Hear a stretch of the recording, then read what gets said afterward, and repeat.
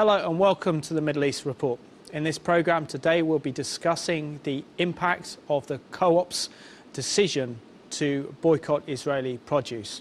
The cooperative is the fifth largest supermarket here in Great Britain, and so their decision to boycott Israeli produce has serious implications for Britain. This is an opportunity for Christians now to stand with Israel and the Jewish people to confront this boycott that's been imposed on Israeli goods and produce, which is having a damaging impact on the state of Israel and the Jewish community here in Britain. And this is a panel discussion today, and I'm joined by Tim Gutman by Mordecai Voice, and Luke Akehurst from We Believe in Israel, and Stephen Jaffe from the Northern Ireland Friends of Israel. Gentlemen, welcome to the Middle East Report today. Thank you. Thank you. Thanks. Just to give us a little bit of background, if you can each give us a little bit about your story and how you became involved in Israel advocacy. So if I start off with you, Tim, first. Sure, yeah. I mean, I'm a Christian, I'm a pastor of a local church, and I think, you know, I've always had a love for the Jewish people, but I think I got a real passion and a real revelation, if you like, that actually I needed to do something about this, because there was so much noise, if you like, coming from people who hate Israel. And I thought, as a Bible-believing Christian, as somebody who loves the Jewish Saviour Jesus and the Scriptures, I wanted to do something about that. And so I started an organisation called Mordecai Voice. Excellent. And Luke, do you want to share a little bit about yourself and the organisation you represent? Yeah, if I start with the organisation, We Believe in Israel was launched last year with a huge conference in London of about 1,500 delegates. So it was the biggest pro-Israel conference there's ever been in the UK. And it brought together a broad coalition of more than 20 different organisations that all support Israel, ranging from Christian Friends of Israel through all the party political friends groups to all the Jewish communal organisations. And our focus is very much on grassroots activity, making sure pressure is put on the political system in the UK by people down at grassroots level. My personal reason for supporting Israel is that I'm very active in the Labour Party, so I've come to this through kind of political analysis of the situation in the Middle East, and I've been a supporter of Israel for over 20 years, since I started working with people from the Union of Jewish Students when I was a student activist back in the early 90s. Excellent. And Stephen, you know, you've been on the Middle East Report a few times, so you're very familiar with the setup here and stuff as well. But if you would remind our viewers about your role in the Jewish community and how you've become so active on behalf of Israel. Well, thank you, Simon. Firstly, before I launch in, thank you so much, both to yourself and to Revelation TV, for devoting a programme to something which I think we all believe is a very important topic. I'm a member of the Jewish community. I grew up in Belfast in Northern Ireland, where the Jewish community is absolutely tiny. We have 80 individuals, members of our community. Growing up in Northern Ireland, which was a place of conflict and which has come through that conflict, I think there is a tremendous interest in the Middle East. And I co-chair a group called the Northern Ireland Friends of Israel, and we bring together Jews, Christians, secular people, people of all faiths and none, who believe that Israel's case should be put reasonably and fairly to the people of Northern Ireland. And through the work that I've done in Northern Ireland, I'm now working through the Board of Deputies, which is the representative body for the Jewish community in the UK. And my job is really to engage the Jewish community and its friends in terms of support for Israel. Excellent. Luke, I said in the intro that we're discussing the Co-op's plan and decision to boycott Israeli produce. Can you tell us the story behind the decision by the Co-op to impose this boycott on Israeli produce? This is an unfortunate consequence of the Co-op having a completely different ownership structure to every other supermarket. So the Co-op's not privately owned, it's owned by its members, which are basically the people that shop there. If you shop regularly at the Co-op, you get offered membership and you pay £1, and that gives you a say in the Co-op's decision making. And sadly, a small group of very politically motivated people who oppose Israel and want to damage it have used the democratic meeting structures and decision-making structures of the co-op to get in there and to propose resolutions in favour of a boycott. And this year, there was already a boycott of settlement produce. This year, there was a threat of a kind of wider boycott, and the top-level committee in the co-op, its group board, decided to extend their boycott to all of the produce from 4 big Israeli companies that work in the settlements. So they're now boycotting things that are produced nowhere near the settlements at all. The figures I've heard is way over 90% of the produce of these 4 companies comes from Israel inside the 1967 borders, but all of it is being boycotted under this new policy. And Stephen, what do you make of the decision by the co-op to boycott Israeli produce, considering that they are the 5th largest supermarket here in the UK? What impact does this have on Israel and the Jewish community if this decision is not opposed? Well, to give you some idea of perspective, and I think it's important to maintain some perspective on this, trade between the UK and Israel last year hit £4 billion. The value of the business which the co-op is boycotting is said to be £350,000. Now, in that context, you might say, well, why bother? What's the problem? The fact is that it is much more harmful, I think, to the Jewish community in the UK than it is to the Israeli economy. And to explain that, I would like to take viewers back, really, to the history of the Jewish people. There is no time that the Jewish people have not been boycotted in our history going back through the Middle Ages. And of course it was a very prominent feature of the Nazi period, the boycott of Jewish businesses. Now the co-op will say, well, this has nothing to do with us, this is a very political decision, but we must ask them, what other countries in the world are they currently boycotting? It is only Israel. And I think from my point of view, and it's a very personal answer as a Jewish person, it marginalises me, it ghettoises me, it says we're beyond civilised debate. When you boycott something or somebody, it is really saying, these people are beyond the pale. And, what makes Israel different? Why are they boycotting Israel, the Jewish state, and not any other country? From the perspective of the Jewish community in this country, I believe it's an extremely offensive decision. And Tim, what's your reaction to Co-op's decision to boycott Israeli produce? Yeah, it's just like Stephen was saying. It's as a Christian, I think it's very worrying that this kind of thing happens, and we've not, it's not been challenged yet, but we hope it will be, and B, what kind of message is it sending to the Jewish community in this nation, but also from a Christian perspective, scripturally, biblically, I know this doesn't please God. I know, my conviction, what I know from the Bible, is that it pleases God when we bless His people. God loves His people, He always will forever. And this kind of thing can only, I think, isolate us further from God's will, from God's agenda for us as a nation, for His church in this nation. And that kind of thing is truly alarming, like you said at the beginning. The impact, I think, will be huge spiritually, but also has an impact in every area of national life. I'm worried, yeah. The 5th largest, boycotting. As Stephen mentioned, there's so many evil things going on in the world. In the Arab Spring, for example, so many people being mistreated. In China, still human rights have not been, strongly addressed by organisations. And still, as soon as Israel is mentioned in some circles, it's people want to boycott, people want to isolate, people want to accuse, and it's disturbing. We've got a clip to go to now that looks at some of the activities carried out by the Palestinian Solidarity Campaign in trying to force Israeli produce off supermarkets. And these are the lengths that they'll go to. You're going to go in and basically steal things from Tesco's. I wouldn't call it stealing. I would call it citizen seizure, rather like a citizen's arrest. If the law is being broken and there is no professional member of the law forces around to do anything about it, it's up to the citizen to see that the law is maintained and respected.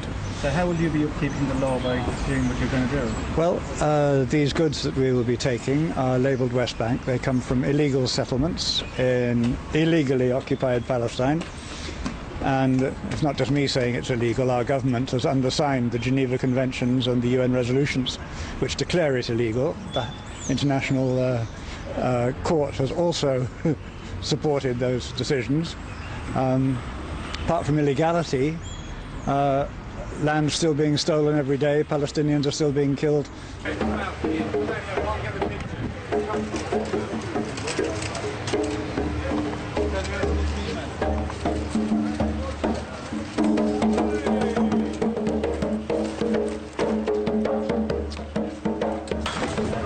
Seized unlawful goods that have been on sale in Tesco's. They're labelled West Bank, but they're actually coming from illegal settlements that have been on the illegal occupied territories of Palestine in the West Bank.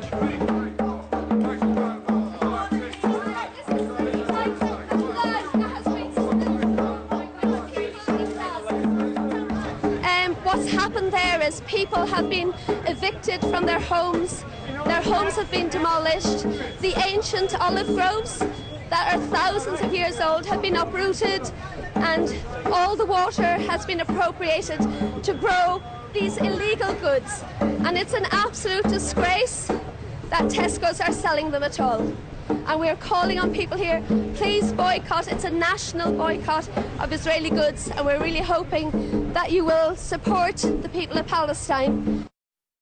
As you can see, they're clearly labelled West Bank. The West Bank is a legally occupied territory in Palestine. It's actually Palestinian, and these are illegally grown on the settlements there. It's a disgrace.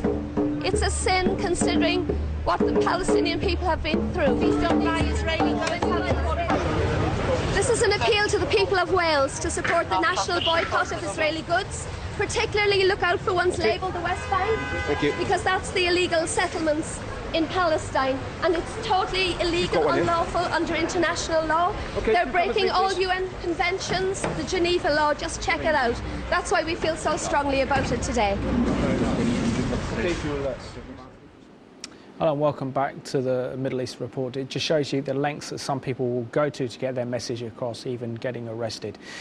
We've got a statement here from the co-op, primarily because it's very important that we get a statement from the co-op to understand their reasoning and the decision why they've decided to boycott Israeli goods. And this is from Michelle Henderson. She is the Public Relations Manager for the Food and Farming, the cooperative group. It says here that a spokesperson for the cooperative group said that the cooperative group, which has not taken any produce from Israeli settlements in the Palestinian occupied territory since 2009, is extending its policy to cover engagement with any produce suppliers known to be sourcing from Israeli settlements, where there is a broad international consensus that settlements are illegal.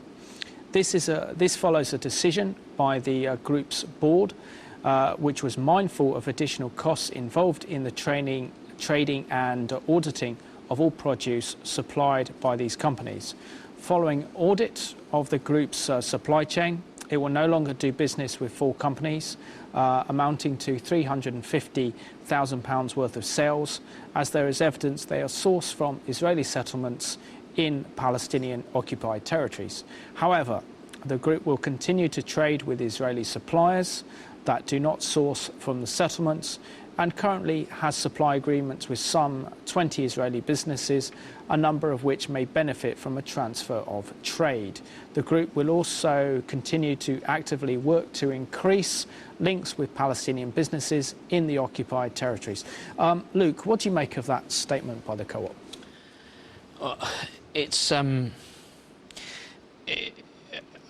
I'll be interested to see the proof in the pudding of whether they do actually transfer trade to other Israeli companies, and it just seems to be, it's punishing these companies and singling them out, and it's gone far beyond their original policy. I wouldn't support it, but I can understand the logic of it, that they didn't want to trade in settlement goods, and it's basically kind of making excuse for the fact that they don't seem to be able to monitor where the produce is coming from. So they're doing this blanket ban on everything that those 4 companies produce, which is going to hurt not just people in the settlements. It's going to hurt Palestinian workers that travel into the settlements to work. And I understand that there's tens of thousands of them.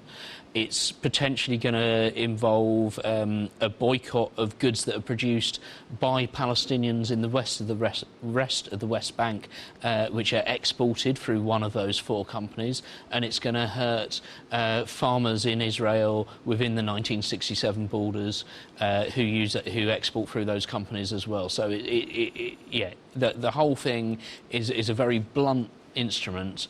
And I think that the co-op should be more honest and say they've done this because they're kowtowing to a very vocal minority, and they haven't listened to the wider group of consumers. There's about 6 million members or consumers in the co-op, and I'm pretty sure that most of them are not interested in this kind of boycott, and instead they've listened to a small minority that have shouted. And as you've seen in the video clip you just showed, people that are prepared to take quite extreme actions to get their ideas on the agenda. And Stephen, also, isn't this boycott of Israeli produce actually counterproductive? Primarily because so many Palestinians are employed by these Israeli agricultural firms that give these Palestinian jobs and an income that can support their families. And surely by introducing these boycotts, actually it's going to hurt the Palestinians far more than it will the Israelis. I think that's a very good point, Simon. You have to look beyond the numbers who are actually working in Israeli companies. It's their families, it's their dependents. It actually runs into, as Luke said, tens of thousands of people. And if you look at the organisations in Palestinian society that call for the boycott, they are not popular organisations. They are highly politicised organisations, mostly based in Ramallah. When you actually speak to Palestinians beyond those organisations, you hear a very mixed message about support for the boycott. They will say to you, we may not agree with the settlements as Palestinians, however, we do not want people to be boycotted because tens of thousands of our people rely on it for their livelihoods. And that argument the co-op has completely ignored. And I want to reiterate what Luke said, because the statement that you read out is as if they were acting in isolation, that they themselves have come to this decision. But actually it's part of a worldwide boycott, divestment and sanctions campaign, and the people who are behind that campaign are not interested in the welfare of the Palestinians. It is to a very large extent an anti-Israel campaign. It's run by people from the hard left in many places, and I'm afraid that they are going to have to, bear in mind the consequences of their actions on the Palestinians themselves. And Tim, what concerns me particularly is how the Jewish settlers in Judea and Samaria have been singled out. It's almost as if if you follow the mainstream media, if you follow our parliamentarians in Britain, also President Obama in the United States, you would think that the biggest obstacle to peace and security in the Middle East is the Jewish settlers.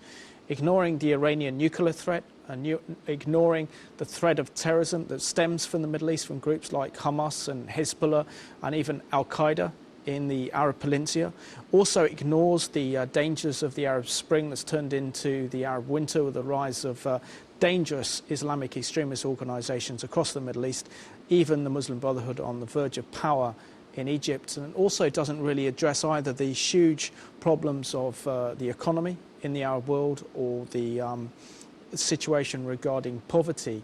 But it seems to be that the Jewish settlers are the ones that are singled out. Why do you believe this is the case? I mean, for me, it's as you mentioned, with everything that's going on in the world, with Iran, with the Spring, and as soon as a Jew wants to build a house in a disputed area, it's like the whole world thinks, this Jew is the obstacle to world peace. It's, for me, just to be straight, I believe the root is anti-Semitism. And it's like Stephen mentioned, it's nothing new. It's been happening since, well, we know, for thousands of years. And it's the same kind of thing that was happening during the Middle Ages, you know, in the Nazi Germany. For me, it feels very, very dark, I feel very uncomfortable when I see, like in that clip, they get so passionate. But for me, I'm really passionate about Israel. I love the Jewish people. I love Israel for many reasons. But I don't hate the Palestinian people. I have a passion for Israel. But their passion seems to be rooted in hate. You know, their passion is an anti-Israel passion as opposed to a passion for. So for me, it's very dark, very uncomfortable. I don't fear them because I know, you know, I know God is... I believe in justice and what's right, and I believe that God is, you know, is with his people. But for me, it's very dark, very sinister. And I believe as Christians, as the church, we've got to wake up and recognise it for what it is, plain anti-Semitism. And Luke, the decision by the co-op to boycott Israeli produce seems to be part of a wider campaign to delegitimise Israel through groups like the Palestinian Solidarity Campaign, groups like the Boycott, Divestment and Sanctions Campaign. It's to encourage hostile attitudes towards Israel and the Jewish people rather than actually defending the rights of the Palestinians. That's right. I think, yeah, there are serious people on both sides of the Middle East conflict and throughout the world who really want peace in the Middle East and are looking at how you achieve that and how do you get to a two-state solution where the aspirations of the Jewish people to a homeland are recognised and the aspirations of the Palestinians to a national homeland are recognised. But some of the people involved in this kind of campaigning don't seem to be interested in that kind of a peaceful outcome. And one of the big symbolic things behind that is the logo of the Palestine Solidarity Campaign, which is a map of the whole of what was the British mandate in Palestine before 1947-48, all coloured in as though it's one country. So they're looking at the removal of Israel as a state, and you get that whenever you see a pro-Palestinian demonstration, very often they start chanting "Palestine shall be free from the river to the sea," which implies everything from the Med to the River Jordan would be Palestine. There would be no state of Israel anymore, and that's not an attitude that's about peace. And the delegitimisation campaign is almost like a kind of third stage of the attempt to rub out the state of Israel. So first of all, you had military action, and there were 4 conventional wars fought between Israel and its Arab neighbours in the period up to 1973, each of which Israel emerged as the winner in. So that failed. And then you had the 2 intifadas, so kind of guerrilla uprisings and use of terrorist violence, and that failed largely because the Israelis brought in the security barrier, which stopped a lot of the suicide bombings. So now they moved to a new battlefield, which is an attempt to use international legal forums and the boycott movement to remove Israel's legitimacy as a state. And I think that's so pernicious when it's the only state in the world that's a Jewish state that's being picked on in this way. There aren't other times that people are unhappy with the behaviour of a country. They don't try and remove its legitimacy or its right to exist. And I think particularly when it is the only Jewish state, we have to be really concerned about some of the motives that are behind that. Yeah. And Stephen, do you believe the co-op is very naive and very ignorant of Israel's history, primarily because the State of Israel was founded upon the cooperative movement? It was the cooperative farms such as the kibbutz and the moshavs that actually built the Jewish state, and Israel today has kibbutz and moshavs in operations that farm Israeli produce, where the ownership of the production is in the hands of the workers. Again, a very good point, Simon. My introduction to Israel was as a volunteer on a kibbutz programme, and there you saw cooperative values in everyday life, the idea of a community sharing what it had in terms of collective values. The cooperative movement in Israel has a lot to teach the world in terms of cooperative values. I understand that the Israeli cooperative movement has been in touch with its sister organisation in the UK. It's pleaded with them not to take this boycott action. we all think that really what should be happening in the cooperative movement should be positive engagement. It should be encouraging cooperatives in the Arab community, cooperatives in the Jewish community, collaborating with each other, cooperating with each other. If the UK co-op movement was involved in that, then everyone, I think, every reasonable person would say that is good, that's something worth supporting. But instead, you see the UK co-op movement, in effect, turning around to its Israeli counterpart and shunning it. And, you know, I think that's entirely wrong. And Tim, you know, when we think of the co-op as a brand, we think of ethnical banking, we think of fair trade, but surely this boycott of Israeli produce is going to damage their image and their branding amongst ordinary people. Yeah, it's got to, because it's, as we've discussed, it's so unethical, it's so immoral, it's so unjust. I mean, as you mentioned, the co-op have, you know, they have flown the flag for fair trade and ethical practices, but this is completely the opposite, shooting themselves in the foot. And I mean, for me, for example, when I learnt of this in 2009, we've got a co-op down the road. As soon as I learnt this, I'd rather travel, you know, 7 miles to Tesco now, because for me it's so unfair, it's so unethical, so opposite of what they're trying to portray. For me, it's a completely self-defeating. It's like I said, it's sinister.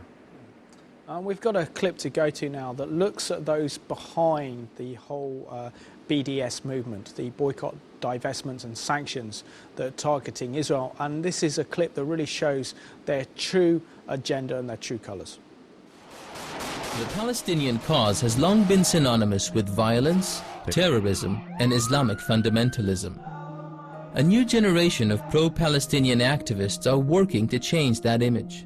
These young, eloquent speakers, educated in Western universities, are making the rounds on news programs. Violence only begets more violence. And on university campuses, advocating their vision for Palestine. We advocate rights. They're part of the BDS movement. Boycott, divestment and sanctions movement. And their message is clear. We need to boycott Israel. No one should buy Israeli products. They invoke humanist, progressive and socialist values. Equality, freedom and dignity. Justice in Palestine. A democratic movement based on the struggle for human rights. And aim to garner the support of students, trade unionists, The resistance of the Palestinian people only. and even Jewish civil rights activists. BDS is particularly vigilant against any form of Palestinian-Israeli collaboration. The end of a collaborationist Palestinian leadership. In January 2010, Palestinian and Israeli filmmakers joined together to produce a series of films for the 13th annual Tel Aviv University Film Festival. Murad Nasser is a Palestinian director. It is impressive of Tel Aviv University to bring Palestinian directors. This way we can use art to reach for peace, using artistic and cinematic projects. The BDS leadership quickly denounced this collaboration and imposed a Palestinian boycott. In 2008, the Palestinian and Israeli trade unions signed a historic cooperation agreement. Shahar Saeed, General Secretary of the Palestinian Trade Union, praised the agreement for promoting the rights of Palestinian workers. BDS leadership, however, was outraged. I don't understand in the TUC how we continue to associate ourselves with... Saeed was promptly forced to retract his statements and denounced any possible cooperation. Palestinian Al-Quds University signed a statement of academic collaboration with Israel's Hebrew University, committing to a pursuit of knowledge through cooperation rather than boycotts. Al-Quds University President Sari Nusseibeh explains. It's very important, in fact, to create tolerance, pluralism, the ability to listen to the other, and this can be done through this kind of education. Yet last year, under pressure from the BDS movement, sever your collaborations, do not go to academic meetings, do not... The university's board severed all ties with Israeli academic institutions. Maybe the only way to get at peace is through having cooperation. It's extremely important an institutional boycott of Israeli academic and cultural institutions. Incidentally, Omar is a student at Tel Aviv University. The moderates, Israelis, Palestinians, doctors, academics, artists, and peace activists, are in fact the principal victims of this self-labeled progressive social movement. What is it about Israeli-Palestinian collaboration that so threatens BDS? Moderates have been working towards a peaceful solution to the conflict since the 90s, under the guidelines of the widely accepted two-state solution. The only resolution is for the aspirations of both sides to be met through two states where Israelis and Palestinians each live in peace and security. Cet accord permettra aux deux peuples de vivre côte à côte dans la paix et la sécurité. A two-state solution. And that's the only solution to this issue. Two states where Israelis and Palestinians each live in peace and security. I clearly do not buy into the two-state solution. I clearly do not buy into the two-state solution. The two-state solution, as typically expressed, is nothing more than a last-ditch plan to save Zionism. So BDS isn't about peaceful coexistence or ending the occupation. If the occupation ends, let's say, would that end your call for BDS? No, it wouldn't. No. BDS moves beyond ending occupation to place demands for what they term the right of return, the relocation of millions of Palestinians from around the world into Israel. This is the most basic fundamental right that we cannot negotiate away. This is something that we cannot compromise on. The right of return would extinguish Israel as a Jewish state, and that's not an option. This implication is not lost on Barghouti. If the refugees were to return, you would not have a two-state solution. You'll have a Palestine next to a Palestine, rather than a Palestine next to Israel. Yes, a one-state solution means the end of Zionism. Or, as BDS activist Ronnie Casseroles puts it, BDS will help bring about the defeat of Zionist Israel and victory for Palestine. These statements irrevocably shatter the veneer of progressive liberal language to reveal the true nature of BDS, a venomous, deceitful, anti-peace, anti-coexistence movement that will settle for nothing short of the annihilation of the Jewish state. We don't get fooled again.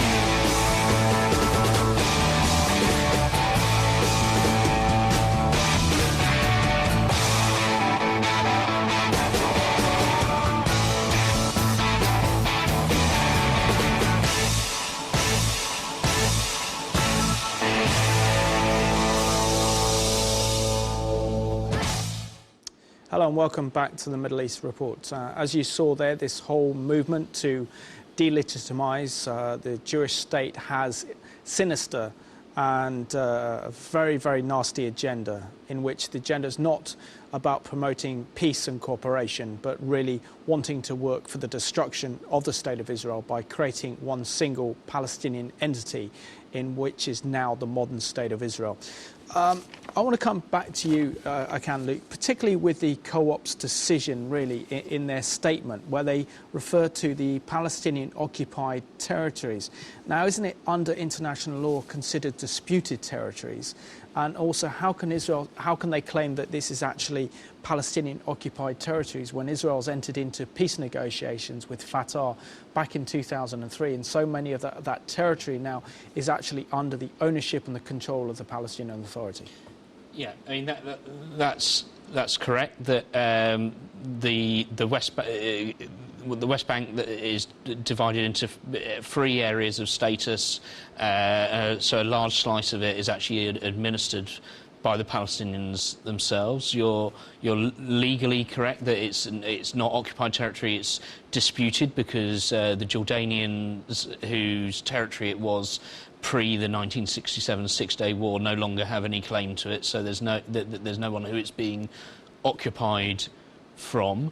In the other bit of occupied territory, Gaza is no longer occupied at all because Israel, perhaps to its regret, unilaterally withdrew from it in a bid to try and speed up the peace process. Yeah, you're right. There's some of the semantics. The co-op is claiming things are absolute certainties in the language that they're using when actually there are people on the other side of the debate that would dispute that. But even if everything that they were saying was absolutely legally watertight, still the action that they've taken does nothing to advance peace. It's putting a wedge between people, not bringing them together. And actually the kind of things that will bring peace between Israel and the Palestinians are greater economic cooperation. It's Israelis and Palestinians working together on the same farms or the same cooperatives and the same industry, and their economies being so intertwined that they both prosper and that they don't have an incentive to fight each other. So this kind of policy of demonising Israel and treating the conflict as though there's one side that's totally good and one side that's totally bad, it just increases antipathy between the two peoples. It's really not the way in which anyone that's serious about peace in the region would want to be going. I really want to bring you into this conversation as well, Stephen, is that surely the cooperative movement, by wanting to place such a boycott on Israeli produce, and I think there's only one area that they dispute, and that's Morocco, and ignoring all the other problems in the rest of the world, aren't they damaging themselves? Because after this programme and after so much awareness throughout the Jewish community of what the co-op is doing, surely this will mean that many Jewish people and also Christians will stop buying goods from the co-op and stop banking with the co-op. Absolutely, and you're quite right, it's beyond the Jewish community. I want to tell you a wonderful story from one of our supporters of the Northern Ireland Friends of Israel. He totted up that he was buying about £2,000 worth of products from the co-op. He used it for his family's main shop, he bought his petrol there, etc. He went into the local co-op, he spoke to the manager, he said, you know, this policy doesn't represent me, I haven't been consulted in it, I will not continue to trade with you while this policy continues. His name is Grant, and I very much hope he's watching this programme. I salute that. I think that is tremendously important. We're not calling for an all-out boycott of the co-op. We're not playing the boycott game. But if people feel that you know, there are other outlets in the high street, if they feel that the way that the co-op has taken this issue is not how they feel, that they haven't been consulted in it, even if they are a member of the co-op, then I would say yes, you know, we should seriously consider that taking that action. And Tim, how should Christians respond to this, and how is Mordecai Voice in particular responding to this co-op boycott of Israeli produce? Absolutely. I mean, for a start, the least we could do is write letters and make it aware that there's a big chunk of us that are really unhappy, that can see what's going on, the sinister events that are taking place.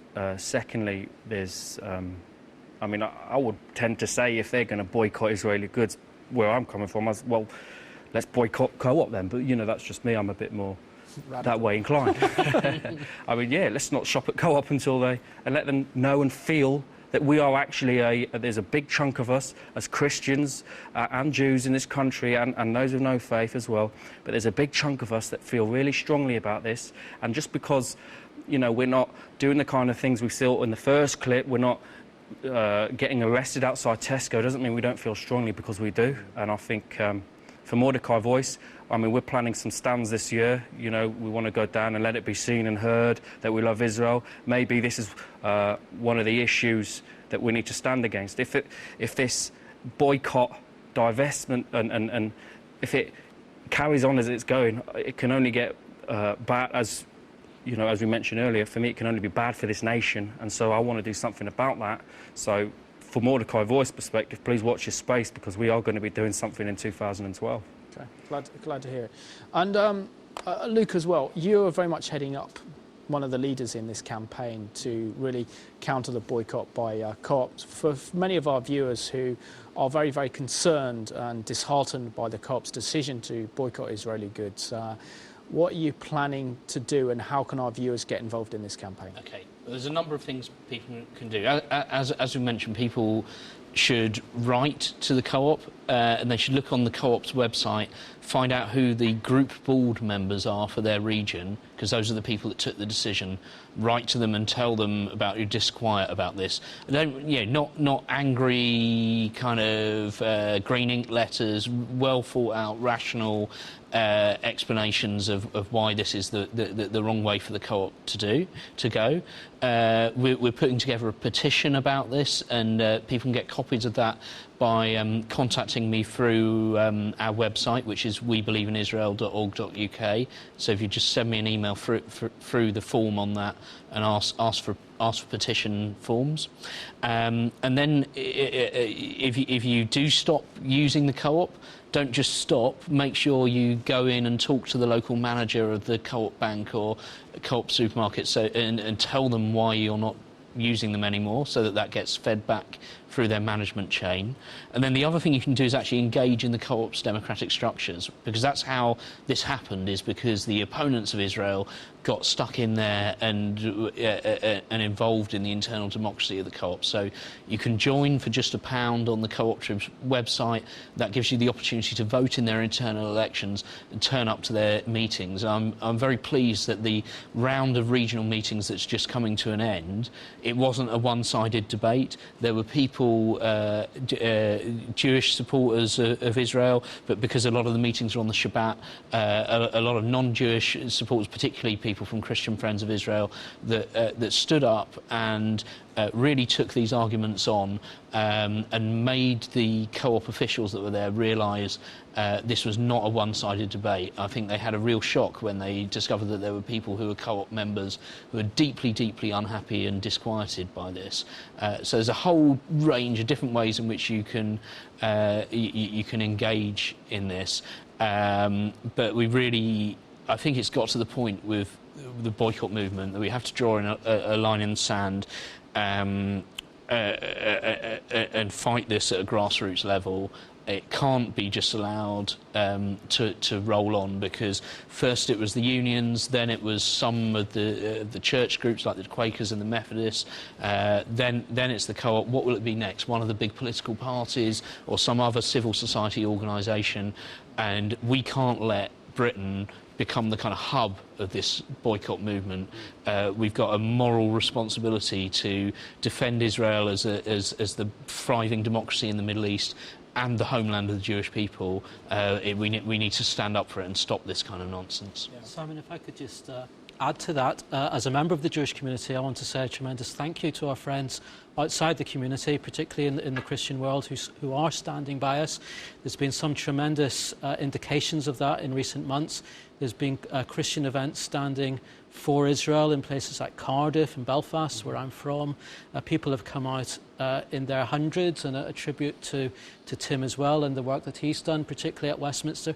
For the Jewish community, which is quite small in this country and also quite localised, Jewish community tends to be concentrated in certain areas of London or Manchester. It is tremendously important, tremendously significant for us to see people from outside our community standing with us. So just an opportunity really for me as a member of the Jewish community to say a huge thank you.